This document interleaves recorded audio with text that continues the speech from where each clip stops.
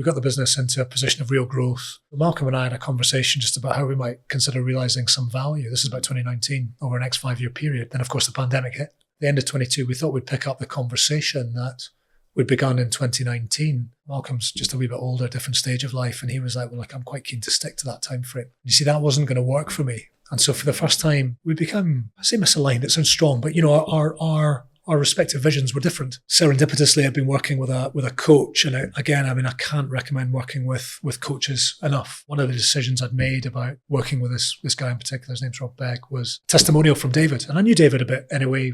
We'd collaborated in some projects in the past. And so I said, look, would you mind introducing me again? And so we met for coffee and we just hit it off. I mean, it was love at first sight.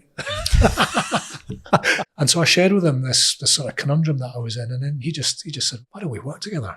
I then sat down with Malk and I said, look, maybe an opportunity here. What do you think? And he was like, well, look, yeah, let's look at it. We met with David and you could see the synergy, you could see the alignment, signed some NDAs and then just started sharing documentation information. And we said all along, we're just going to take our time and do this. We weren't in any rush. Both businesses were doing well. We had these 3 respective visions to consider. Yeah, it was a pretty intense period at various points. I mean, particularly due diligence. It was funny because I had this vision for the transaction. I don't know if I've been watching too much Suits or something like this, but I thought we'd be in the lawyer's office. We'd have all the documents out on the table. We'd have a pen. We'd sign and then we'd be popping champagne corks.